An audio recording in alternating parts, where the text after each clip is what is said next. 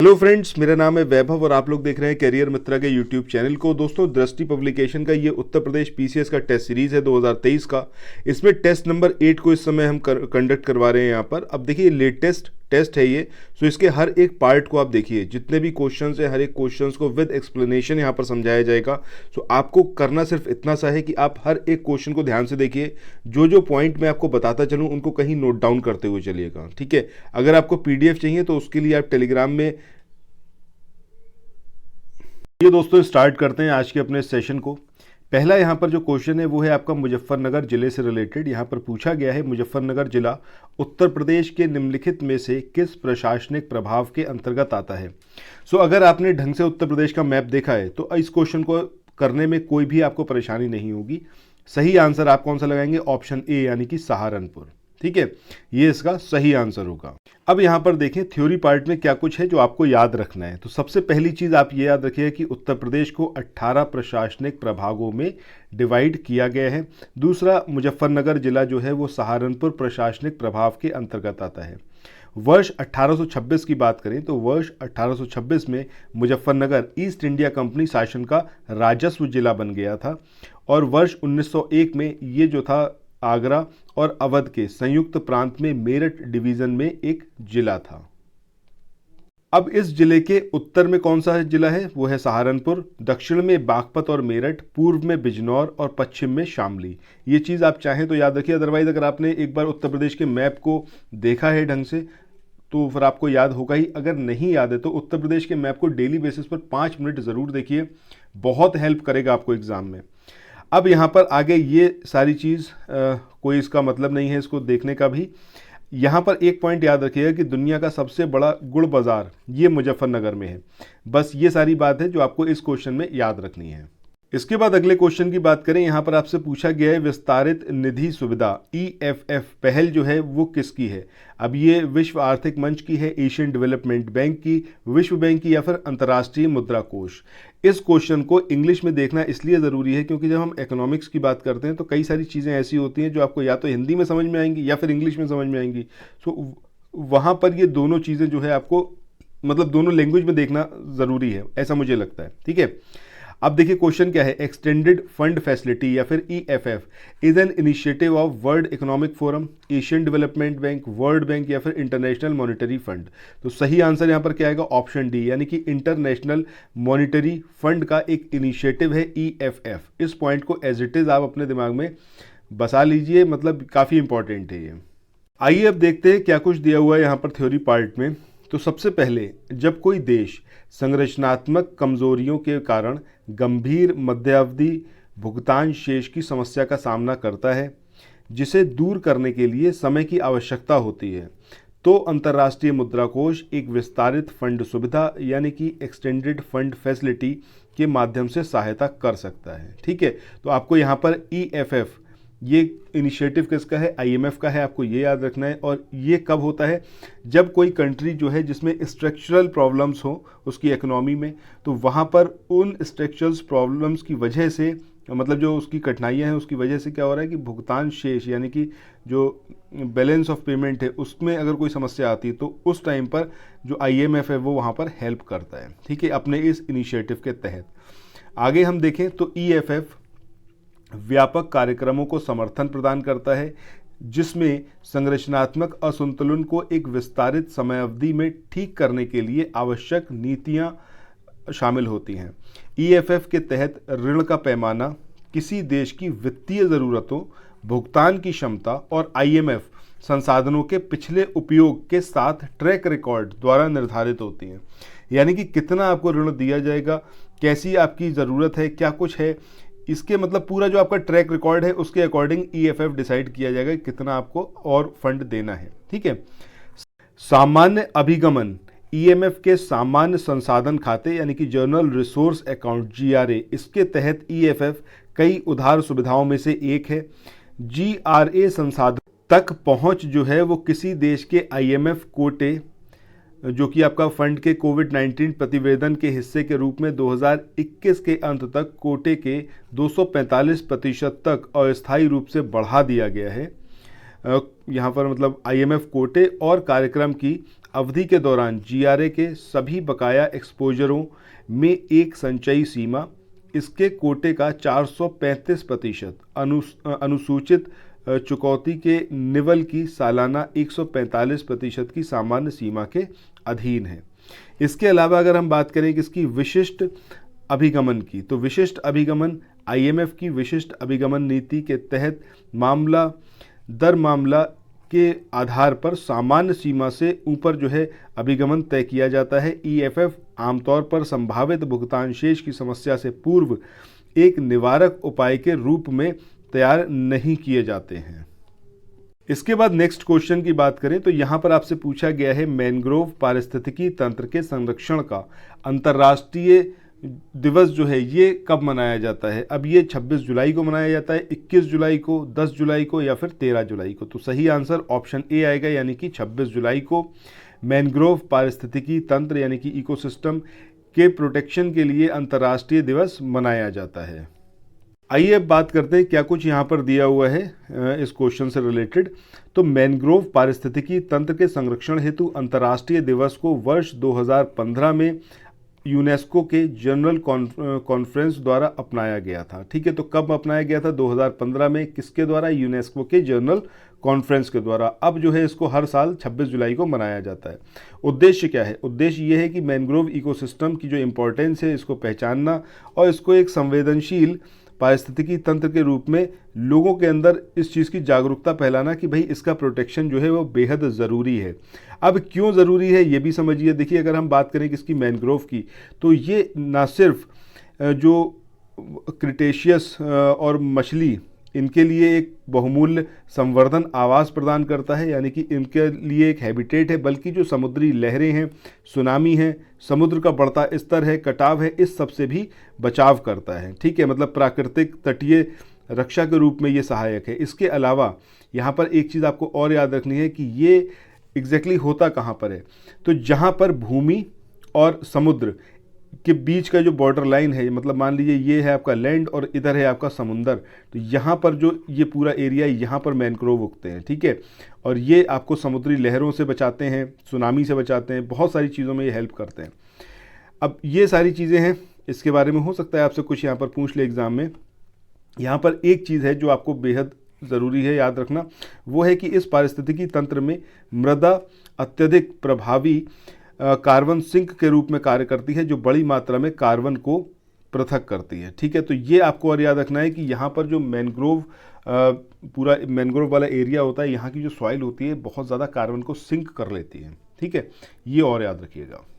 इसके बाद अगले क्वेश्चन की तरफ चलते हैं। यहाँ पर आपसे पूछा गया है कि निम्नलिखित में से किस राज्य में वेदती वर्धा नदी जोड़ो परियोजना ये स्थित है। अब ये मिजोरम में है, तमिलनाडु में है, कर्नाटक में है या फिर ये वेस्ट बंगाल में है। तो सही आंसर क्या आएगा आपका? ऑप्शन डी, यानी कि कर्नाटक।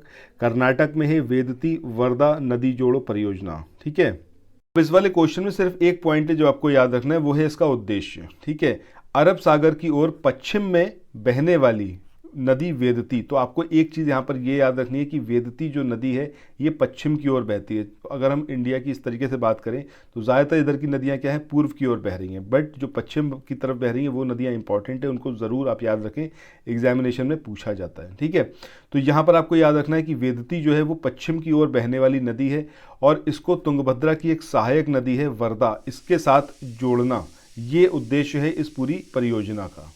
इसके बाद नेक्स्ट क्वेश्चन की बात करें। इस क्वेश्चन में पूछा गया है सेबी ने हाइब्रिड प्रतिभूतियों पर एक सलाहकार समिति की स्थापना की है। अब ये किसकी अध्यक्षता में की गई है?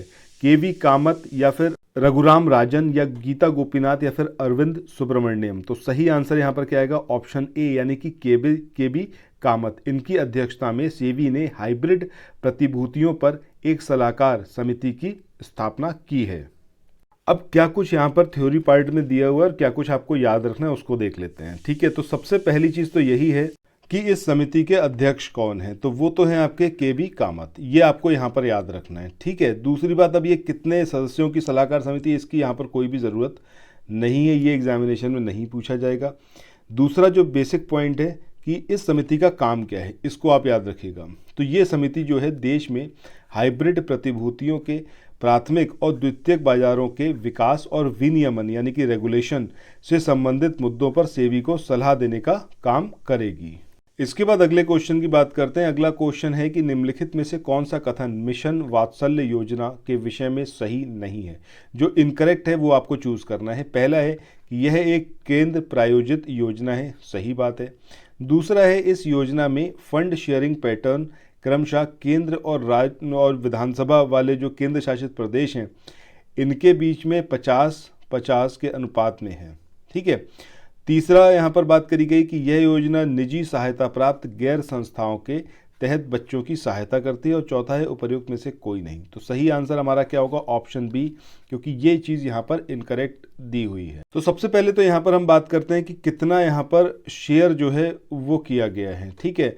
तो जो फंड शेयरिंग पैटर्न है उसमें केंद्र और राज्य और केंद्र शासित प्रदेशों के विधानसभा के बीच जो है 60-40 इसके अनुपात में होगा, ठीक है। मतलब 50-50 का यहाँ पर शेयरिंग नहीं है, यहाँ पर 40 वो 60 और 40 का है, ये आपको यहाँ पर याद रखना है।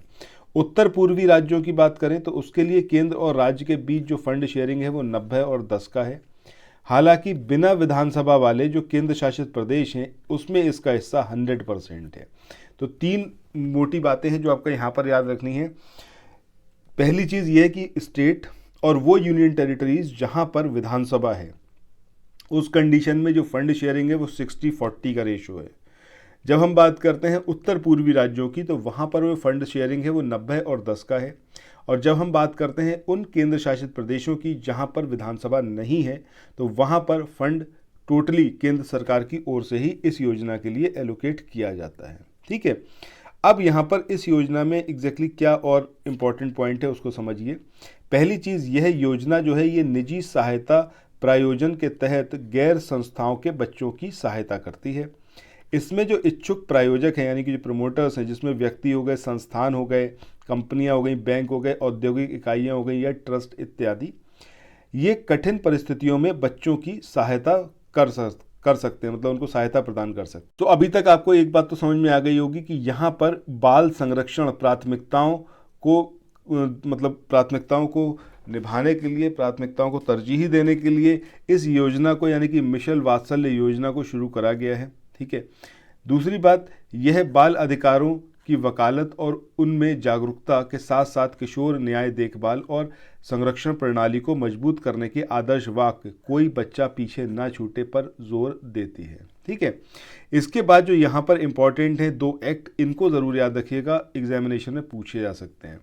पहला है कि किशोर न्याय बच्चों की देखभाल और संरक्षण अधिनियम 2015। दूसरा है यौन अपराधों से बच्चों का संरक्षण अधिनियम 2012।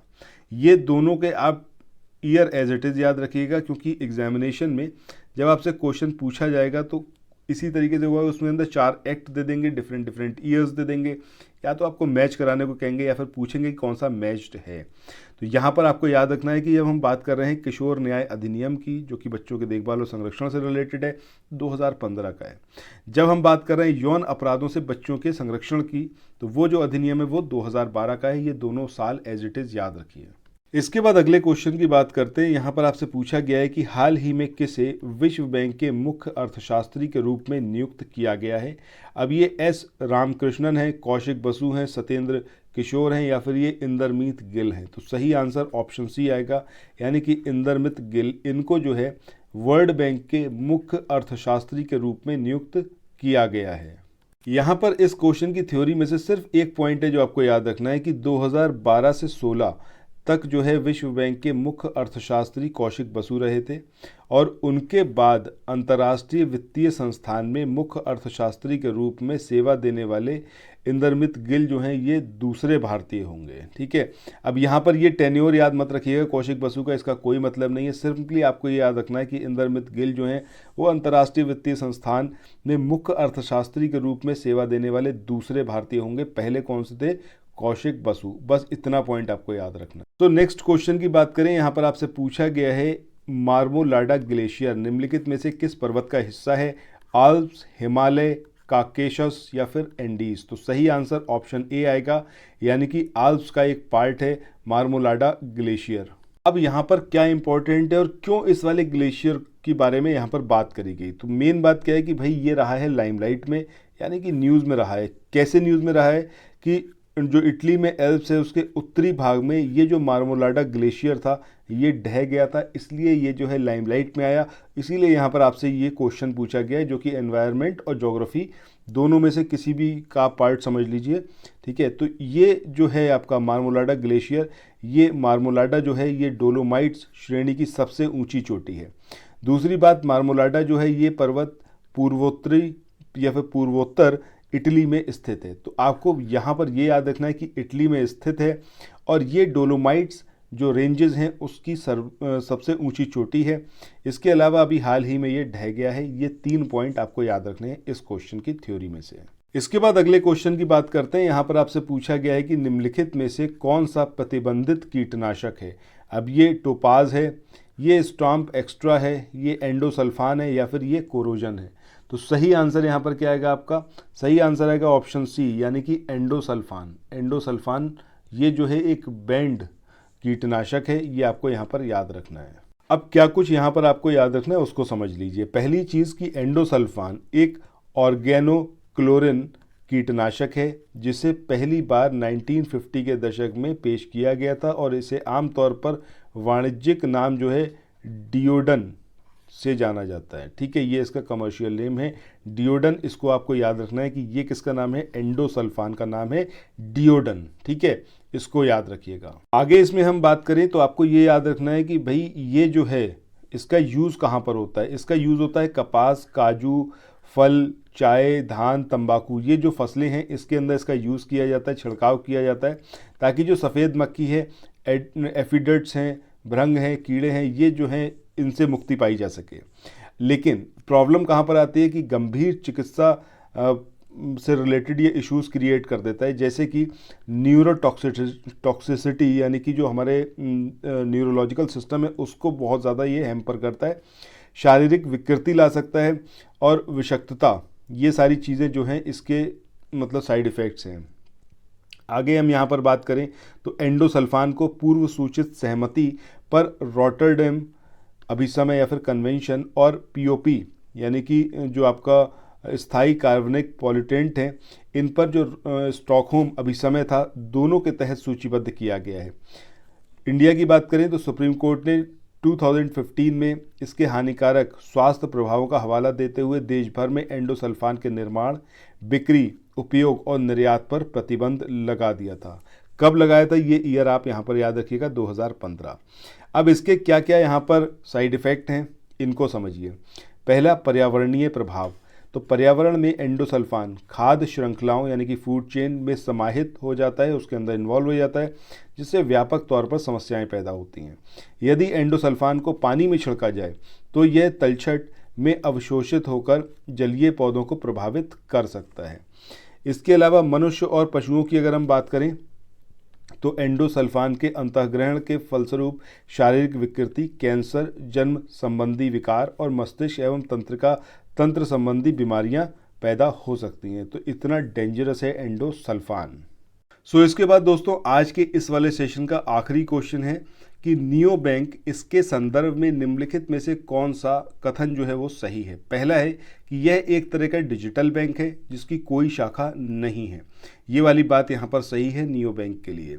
दूसरा है नियो बैंक ने चैलेंजर बैंक के टैग के साथ वित्तीय प्रणाली में प्रवेश किया। This statement is correct as well, ठीक है। तो आपको बताना है कि कौन सा यहाँ पर आंसर है। जो यहाँ पर कूट दिया है कि केवल एक, केवल दो, दोनों, तो ऑब्वियस सी बात है हमारा आंसर क्या होगा? 1 और 2 दोनों, ठीक है। आइए अब यहाँ पर बात करते हैं क्या कुछ थ्योरी पार्ट में दिया हुआ है। तो सबसे पहले बात करें नियो बैंक की, तो ये एक तरह का डिजिटल बैंक है। तो इस तरीके से पहला जो हमारा स्टेटमेंट था वो तो सही है, क्योंकि इसकी कोई भी शाखा नहीं होती है। किसी विशिष्ट स्थान पर भौतिक रूप से उपस्थित होने के बजाय नियो बैंक जो है पूरी तरीके से ऑनलाइन होता है, ये वाली चीज़ आपको यहाँ पर याद रखनी है।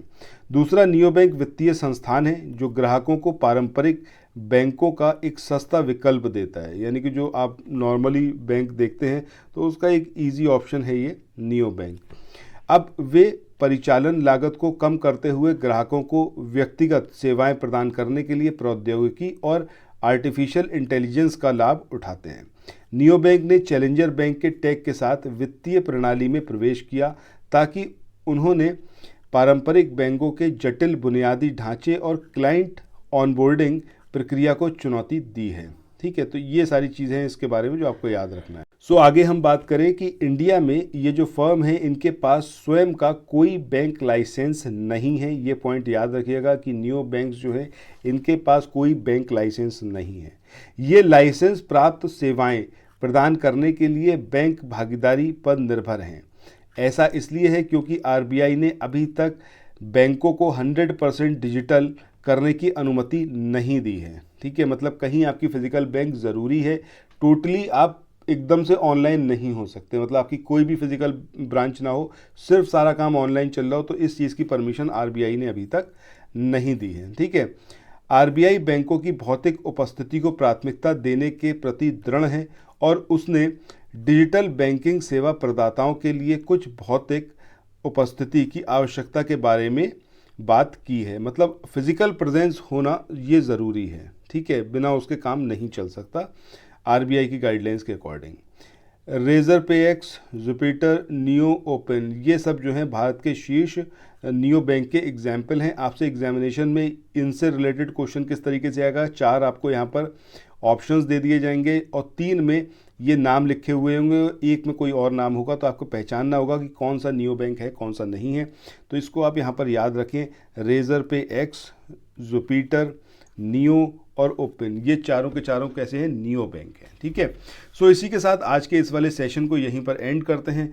अभी तक हम 60 क्वेश्चन कर चुके हैं। प्लेलिस्ट में जाकर हर एक वीडियो को देखिए, हर एक वीडियो में 10 ही क्वेश्चन रखे गए हैं विद फुल एक्सप्लेनेशन, क्या आपको पढ़ना है क्या नहीं पढ़ना है, दोनों चीज़ें वहाँ पर आपको बताई गई हैं।